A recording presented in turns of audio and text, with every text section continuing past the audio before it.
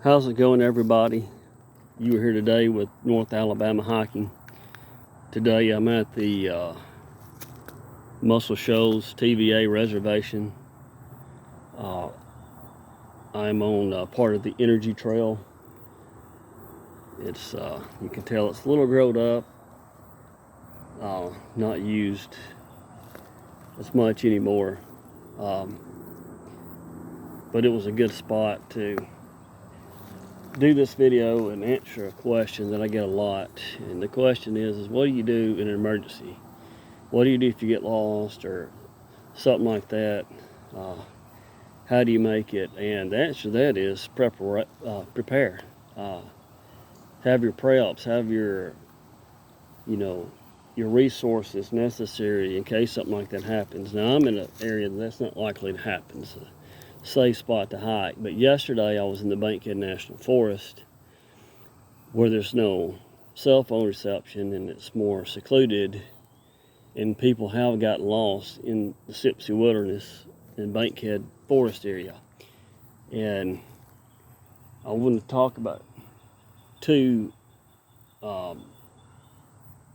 prepping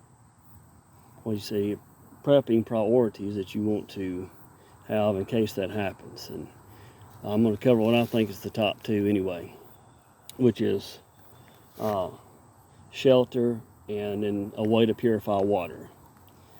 I know some people may think water is the number one, but actually, as you get more into the wintertime in this area, hypothermia is probably going to be a problem before dehydration, possibly. Now in the summertime, that could be the other way around. Dehydration could be an issue before needing some sort of shelter. But I'm going to talk about how I remedy that in case of emergency. So I've pulled out some of my stuff out of my bag. This is the Don't Die in the Woods survival tent. They're not that expensive. I always keep one in my pack. You can see right there, it goes into that side pouch. It's lightweight. I don't even notice it there, and it doesn't even take up any room inside the pack. So shelter in the wintertime especially may be your number one priority that you're going to need if you find yourself lost and having to stay overnight. Now, if you just saw my medical pouch, now if you're injured, of course, that's your top priority.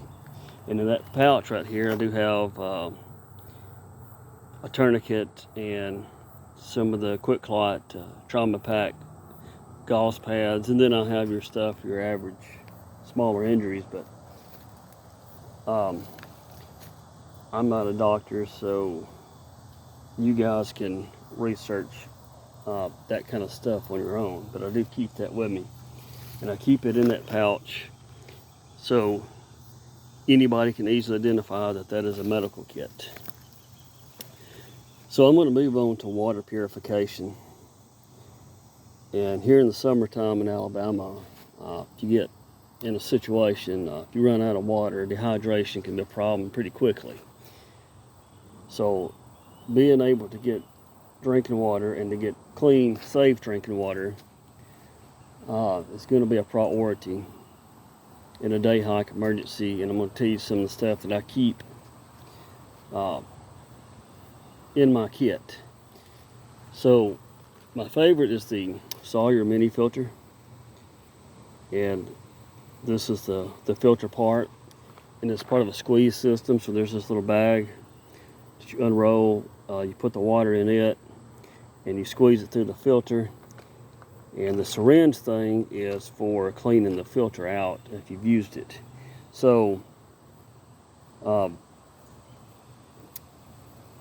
if you find yourself, the reason I like the squeeze system, the Sawyer mini filter, is because with the live straw you have to either get down at the water source and drink out of it, or you gotta suck it through that that long filter there. And with the squeeze system you can just scoop it up, collect it, and then use it as you go. So Anyway, so the next thing is these the water purification tablets. Now the one with yellow is for the actual purifying the water, and the white bottle is the neutralization tablet that you use to eliminate the taste of the first pill. So that first pill will treat 1 liter of water, and you're going to put that in your water for about 30 minutes.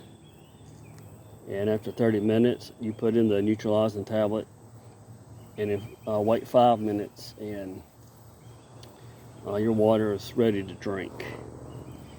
Now, I do have a live straw, so you can see how you just put that down in the water source and drink through that straw. Another thing you can do if you got a container is scoop it up in the container and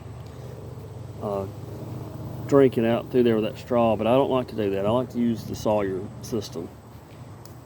And one other thing I like to keep in this little pack is these little packets of emergency drinking water. I keep a few of those. They're sealed up. They have a 5-year shelf life. So if you do run out of your regular drinking water, you have those to use before you have to revert to using your filters. On using your filters, I will say this: you want to look for the cleanest water source you can find, if that's possible.